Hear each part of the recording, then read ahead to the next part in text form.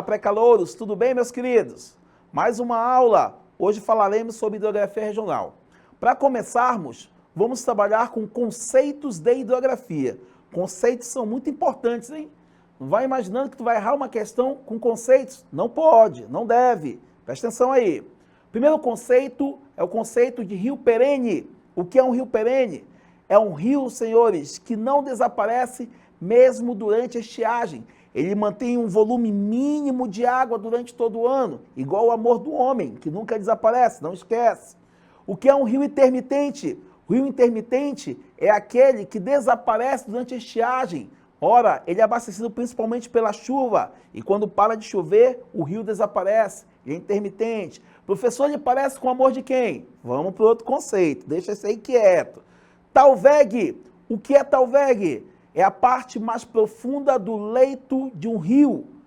É o fundinho do rio. Porque nós temos rios intermitentes que mesmo sem água continuam a ter o seu leito. E mesmo assim também continuam a ter o seu talveg. O que é um interflúvio ou divisor de águas?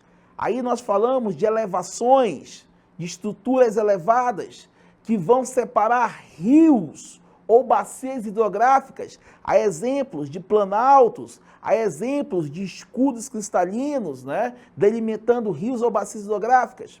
O que é um furo? Essa é uma terminologia bem regional, hein? Furo, canal fluvial, sem nascente própria, ligando o rio ao outro rio ou um rio ao lago.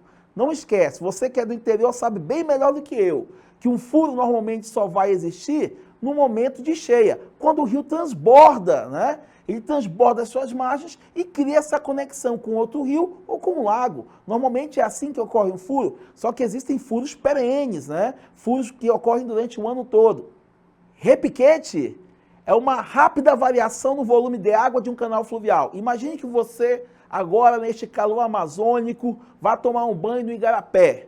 Você está acostumado com uma certa profundidade do igarapé. Você chega lá e mergulha, visualiza, verifica que o igarapé está mais fundo. O que aconteceu, professor? Normalmente, chuva na cabeceira do igarapé, aumentando o volume da água do mesmo. No outro dia, o volume baixa. Então, essa rápida oscilação de volume de água destes canais fluviais é chamada de repiquete. Terras caídas. Esse aí é um fenômeno relacionado aos rios na Amazônia. As terras caídas também são chamadas de erosão lateral acelerada. É aquele momento onde as margens dos rios são fragmentadas, onde há, olha só o termo, hein? A descompactação do pacote sedimentar.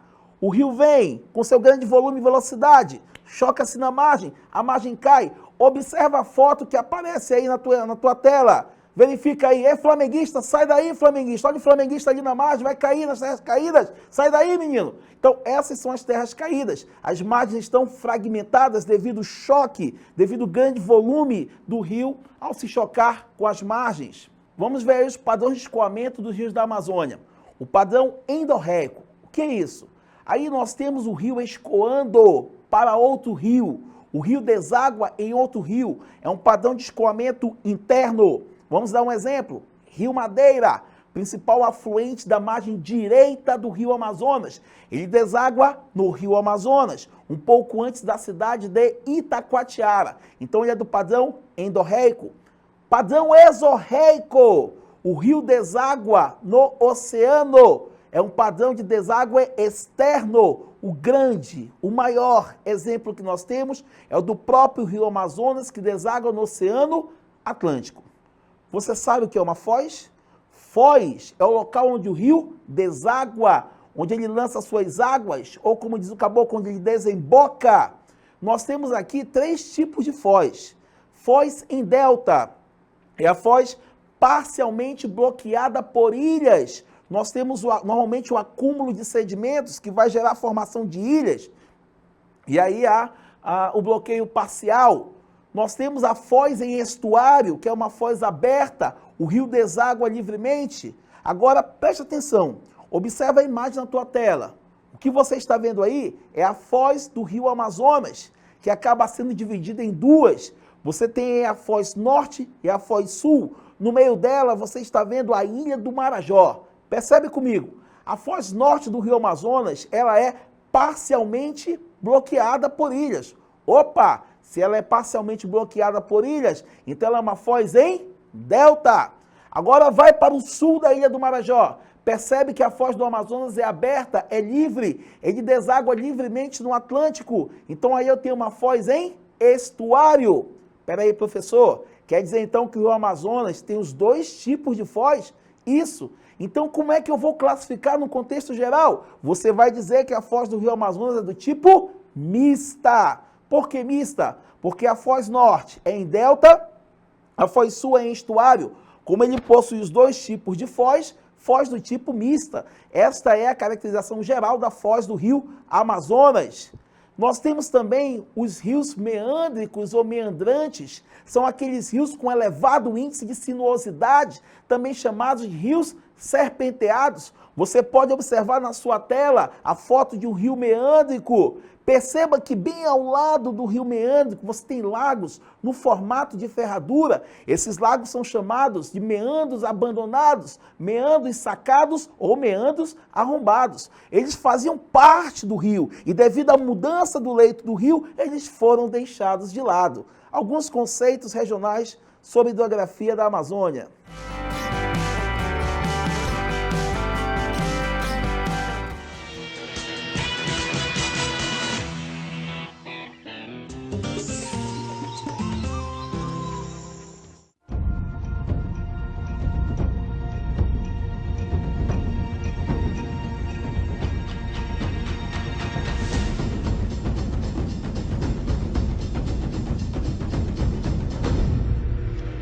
É o Império da Água.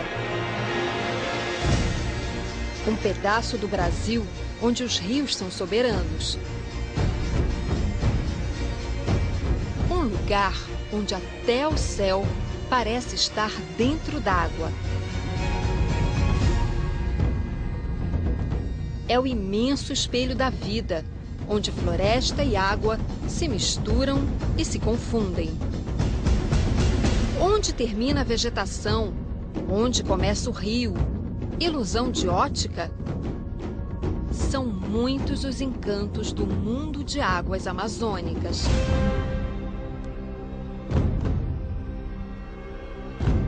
Dá para imaginar a rotina das famílias brasileiras isoladas na vastidão da floresta inundada?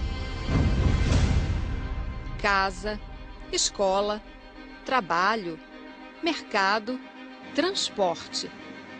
É o vai e vem dos rios que comanda o destino dos ribeirinhos.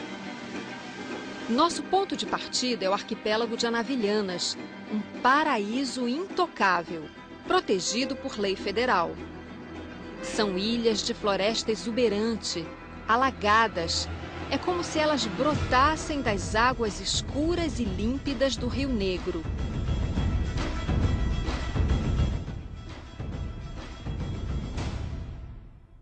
Uma paisagem desenhada com perfeição pela natureza. Este é um dos maiores arquipélagos fluviais do mundo. Só do alto é possível ter uma visão mais ampla do arquipélago das Anavilhanas. Um espetáculo a perder de vista. Vasto labirinto verde serpenteando o Rio Negro. São 400 ilhas de mata virgem. A floresta amazônica não tem limite.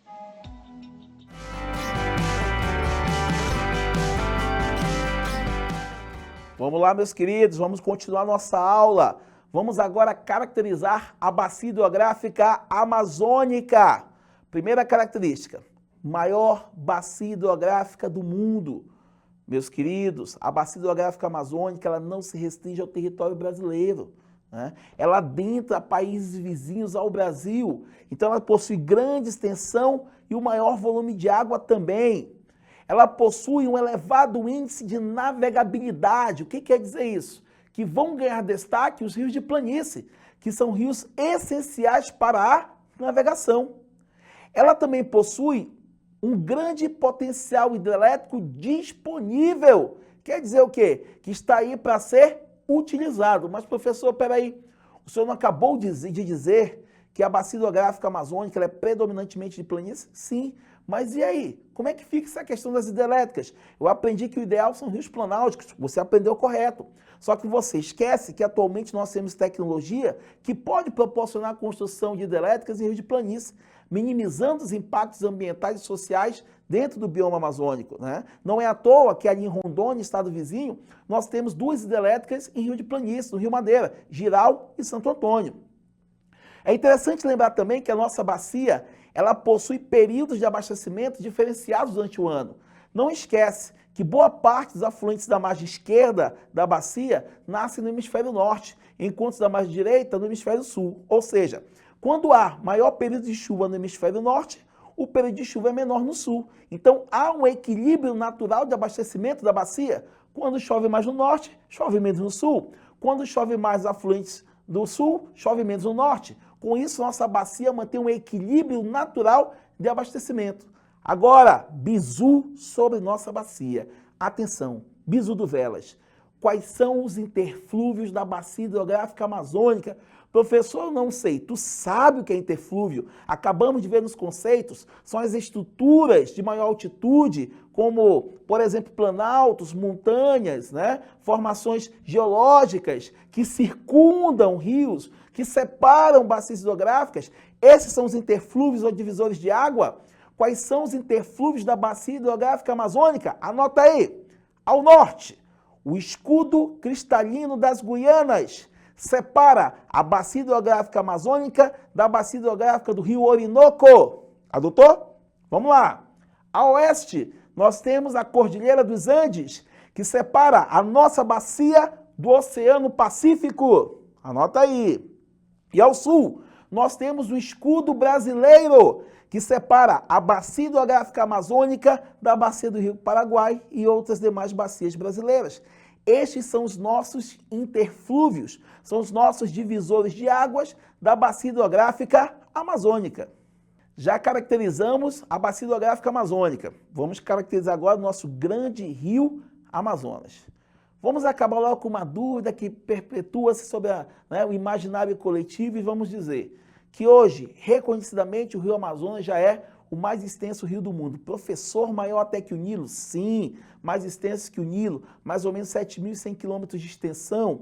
Lembra que o nosso rio nasce onde? Na Cordilheira Andina, ali no Nevado Misme, a mais de 5.000 metros de altitude. Então, nosso rio percorre aí uma grande extensão do território peruano e também do território brasileiro.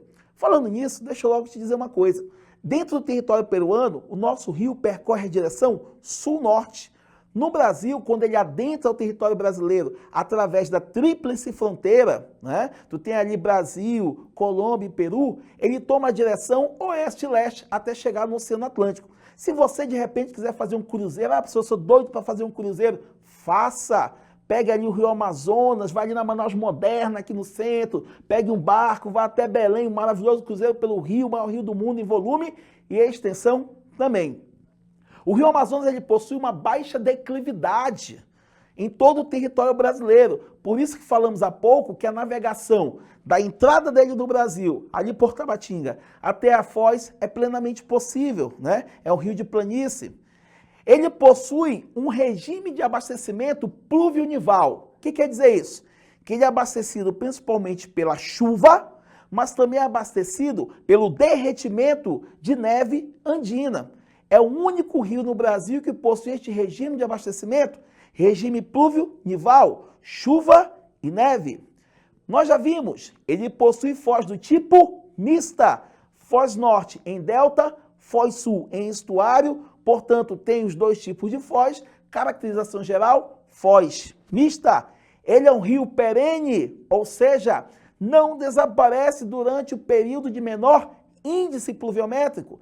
Mesmo que chova pouco, o rio continua a existir. Não esquece, igual o amor de um homem, nunca desaparece, né? E nós temos ali um famoso fenômeno que você pode visualizar na tua tela aí, que é o encontro das águas. Lembra do encontro das águas? O encontro do Rio Negro com o rio Amazonas, por que essas águas não se misturam? Elas não se misturam, inicialmente, porque possuem características físicas diferentes, né? Diferença de densidade, diferença de temperatura, diferença de velocidade. Elas percorrem juntas mais ou menos 6 quilômetros, né? Uma tentando vencer a outra, até que se cansam e se juntam correndo, formando o maravilhoso e grande rio Amazonas. Existe um subtema muito importante para nós, meus queridos, que diz respeito à hidrovia do Rio Madeira, que tem a ver com o Rio Amazonas também. Veja só, a hidrovia do Rio Madeira, ela começa ali em Porto Velho e termina em Itacoatiara. Professor, peraí, quer dizer que Itacoatiara é banhada pelo Rio Madeira? Tu sabes que não. Itacoatiara é banhada pelo Rio Amazonas. Alô, pessoal de Itacoatiara, um abraço. Veja só, o que acontece? A hidrovia começa em Porto Velho, o Rio Madeira deságua no Rio Amazonas. Então as balsas carregadas com soja, oriundas do Mato Grosso, percorrem todo esse trajeto, observe no mapa aí, até que o Rio Madeira deságua no Rio Amazonas. Quando ele entra no Rio Amazonas, né, as balsas deixam Porto Velho, pelo Rio Madeira, adentram ao Rio Amazonas e se direcionam para Itacoatiara, onde nós encontramos o Porto Graneleiro de Itacoatiara. Ali, a soja é retirada das balsas e estocada, até o momento que os grandes navios graneleiros chegam, né, através do Rio Amazonas, vindos do Atlântico, pegam essa soja e levam principalmente para o mercado asiático. Você pode conferir na foto aí a imagem do Porto Graneleiro de Itacoatiara. Então veja, a hidrovia do Madeira, começando ali em Porto Velho e terminando em Itacoatiara, possui uma grande importância econômica para a Amazônia. Vamos lá, pré-calouros, não desista, força, vontade, vamos conseguir. Observa, bizu do Velas, bizu recentíssimo. Aqui a gente faz pesquisa, a gente estuda para trazer o melhor para você. Observa, houve uma descoberta no último ano fantástica. Descoberta essa que mexeu com a comunidade científica nacional e internacional. O que foi descoberto, professor? Uma grande barreira de coral. Nós temos recifes ali na foz do Rio Amazonas. Nunca se imaginou isso. Debaixo de toda aquela pluma, né, de água ali barrenta, nós temos ali um grande recife oculto com esponjas gigantescas. Você pode observar aí no mapa, na sua tela, a localização do recife. E existe aí uma grande variedade de espécies vegetais e espécies animais também. Essa é uma descoberta muito importante para a ciência, porque traz aí um novo olhar sobre a dinâmica do Rio Amazonas em relação ao Oceano Atlântico. Então fica o bizu para você, tá? Descoberta recente na foz do Rio Amazonas. Nós temos ali um grande recife oculto por debaixo de toda aquela água barrenta do Rio Amazonas. Continuando pré-calouros, vamos trabalhar agora a classificação dos rios da Amazônia de acordo com a cor de suas águas. Primeiramente nós temos, acompanhem comigo, rios de águas pretas ou escuras. Característica, são rios mais velhos, já formados, com leito estável. São rios que possuem águas mais ácidas. Essa acidez ela é derivada da grande decomposição de matéria orgânica no fundo do rio, que libera muito ácido úmico e também dá aquela cor escura às águas do rio, como exemplo do Rio Negro. Nós temos ali menor viscosidade, ou seja, menor volume de pescado. Os rios de águas pretas não apresentam várzea e são muito utilizados aqui no Amazonas para o turismo, né? Você ir tomar seu banho naquele dia de calor, quer dizer, todo dia do ano, né? Nós temos rios aí para tomar banho, porque aqui todo dia é quente mesmo. Então nós temos como exemplo de rio de águas pretas, o Rio Negro, Inhamundá, Trombetas, Urubu. Nós temos também os rios de águas barrentas ou amarelas. Professor, por que esses rios têm essa cor? Gente, a explicação é simples. Imagine você chegando em casa com aquela sede, chegou da escola, está muito quente, você abre a geladeira, tem lá uma jarra de suco de maracujá.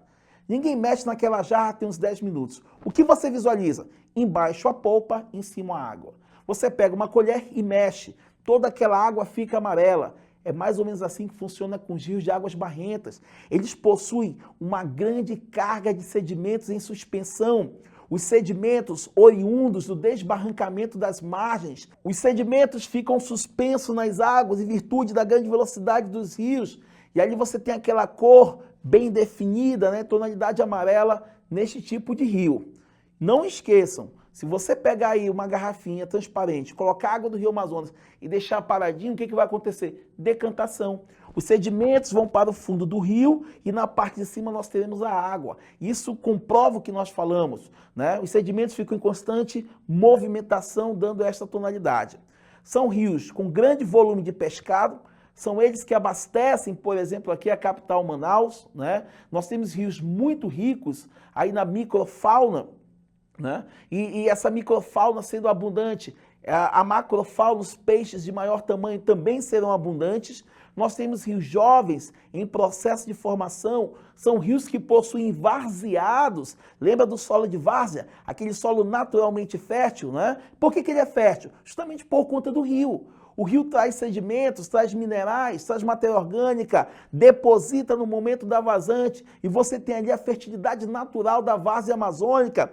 Não esqueça que na várzea amazônica nós temos que praticar agricultura de ciclo curto, aquela em que nós devemos plantar e colher antes do período das cheias dos rios, porque senão nós vamos perder nossas plantações. O pH das águas dos rios de águas barrentas é um pH mais básico. Lembra que maior acidez nós vamos encontrar onde? Nos rios de águas pretas. Exemplos de rios de águas barrentas: Rio Amazonas, Rio Madeira, Purus, Solimões, Juruá, entre outros tantos que nós temos aqui no Amazonas e na Amazônia. E aí nós temos os rios de águas cristalinas, esverdeadas. São os rios também já formados com leito estável. São rios que não transportam sedimento em suspensão. A cor de suas águas ocorre devido à grande proliferação de algas. O grande exemplo que nós temos a falar a vocês é o rio Tapajós. Quem já viajou para Alter do Chão sabe do que estamos falando. Alter do Chão é conhecido como Caribe Amazônico, devido à cor das águas do Tapajós. Temos também ali o rio Xingu como grande exemplo de rio de águas cristalinas esverdeadas. Esses rios não possuem várzea e são muito famosos pela presença de praias de areias brancas. Daí o grande potencial turístico da região do Tapajós, ali no Pará. Vamos para mais um bizu do Velas? Observa. Certa vez a UEA questionou qual era o aquífero que abastecia a cidade de Manaus. Resposta: aquífero Alter do Chão. O que foi descoberto recentemente pela Universidade Federal do Pará? Que o Alter do Chão, o nosso aquífero, na verdade, compõe um grande sistema de aquíferos, que começa lá no Tapajós e vai até ali o estado do Acre. Nós temos, por exemplo, a bacia do Marajó, a bacia do Amazonas, a bacia do Solimões e até algumas bacias subandinas participando deste grande aquífero, a qual os pesquisadores paraenses deram o nome de SAGA, ou seja, Sistema Aquífero Grande Amazônia. Segundo tais pesquisadores, nós temos aí a maior reserva hídrica subterrânea do planeta. Além do que, a maior reserva em extensão hídrica subterrânea também. Então, veja só, nós estamos, segundo a Universidade Federal do Pará, sobre a maior reserva de água subterrânea do planeta. Não esqueça esse nome, SAGA, Sistema de Aquífero Grande Amazônia. Meus queridos, chegamos a um ponto da aula aqui que eu considero deveras importante. A questão das hidrelétricas na Amazônia. Hidrelétricas essas que causam muita polêmica. Vamos falar de algumas delas. Por exemplo, as hidrelétricas de Rondônia, Rio Madeira, Jirau e Santo Antônio. Elas foram amplamente criticadas pelos ambientalistas, principalmente devido à questão dos bagres do Rio Madeira. Segundo os mesmos, as hidrelétricas impedem o desenvolvimento dos bagres, impedem que eles realizem a piracema da forma como deve ser feita. Segundo os ambientalistas também, há um represamento excessivo do Rio Madeira, principalmente em momentos como este de grande estiagem aqui na Amazônia. Uma outra hidrelétrica que nos chama muita atenção é a nossa, Balbina, localizada no rio Atumã, município de Presidente Figueiredo, próximo aqui a Manaus. Segundo os ambientalistas, ela é um dos maiores desastres ambientais envolvendo hidrelétricas no Brasil. Balbina foi construída durante o período militar sem a observância de sua capacidade efetiva. Foi construída no local errado e nós temos hoje um abastecimento precário de Manaus se formos depender apenas dela. Além do que, segundo estudos realizados aí pela Comissão da Verdade, nós temos, a partir da construção de Balbina e da BR-174, o sumiço, o desaparecimento de índios da tribo Aimiri-Atuari. Então tudo isso entra na crítica à construção de Balbina. Outra hidrelétrica que também chama muita atenção é Belo Monte, no Pará, no Rio Xingu. Recentemente, agora, junho de 2016, Belo Monte começou a operar. Belo Monte causou grandes impactos ali no município de Altamira. Um deles, a grande migração. As pessoas se empolgam com o dinamismo na construção, com o dinheiro correndo na cidade, migram. Muita gente investe, amplia hotel, restaurante, comércio e esquecem que um dia a construção vai acabar, que os trabalhadores vão embora, que aquela dinâmica vai ser reduzida. Segundo pescadores da área, isso constatado por estudos de impacto ambiental recentes, Belo Monte causou redução no volume de oxigênio da água do Rio Xingu, causando a morte de peixes, reduzindo o volume de pescado local. Então, Belo Monte, que atraiu até a atenção internacional de James Cameron, diretor de Avatar, né, que foi ao Pará, realizou protesto, segundo os mesmos ambientalistas que criticaram lá no início da obra, ela causa um grande passivo ambiental aqui na Amazônia. E, de forma bem recente, a grande crítica feita hoje pela opinião pública, principalmente local ali no Pará, é em relação às hidrelétricas do complexo do Tapajós. Primeiramente, a hidrelétrica de São Luís, né? E em seguida a hidrelétrica de Jatobá, cuja previsão de construção é para logo em seguida. Nós temos ali uma movimentação social muito grande, principalmente envolvendo nações indígenas que são contrárias à construção deste complexo hidrelétrico, que, segundo os mesmos, vai alterar completamente a dinâmica social e ambiental local.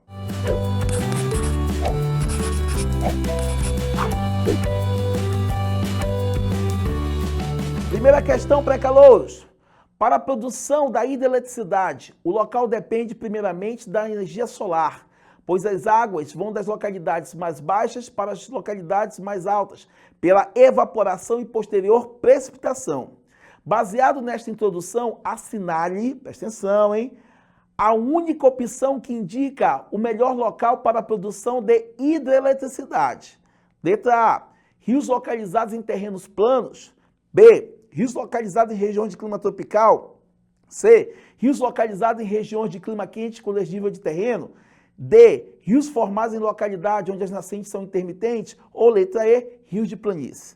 Meus pré-calouros, quais são as condições mais ideais para a construção de hidrelétricas? Letra C, rios localizados em regiões de clima quente, onde nós vamos encontrar uma grande evaporação de águas, de lagos, rios e até aquelas que estão acumuladas no solo, onde nós vamos encontrar uma grande evapotranspiração do domínio vegetal e também com desnível, né? Principalmente trechos encachoeirados ou com corredeiras. Esses são os locais ideais para a construção de hidrelétricas. Letra C. Próxima questão.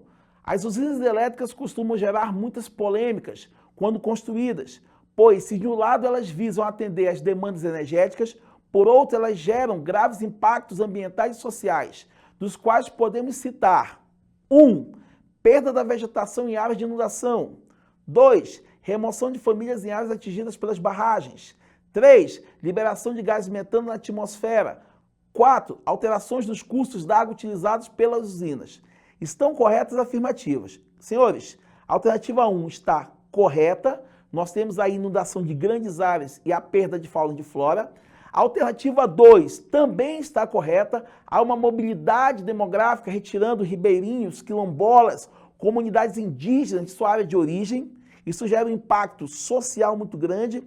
A número 3 também está correta, porque quando nós temos uma grande decomposição de matéria orgânica no fundo dos lagos de represamento, há também uma grande liberação de gás metano, contribuindo para o efeito estufa. E a 4, o que acontece? Normalmente, a jusante da hidrelétrica, ou seja, da barragem em direção à foz, nós temos normalmente a redução do volume de água e da barragem em direção à nascente, ou seja, a montante, normalmente há o aumento do volume de água. Portanto, todas as alternativas estão corretas. Letra E.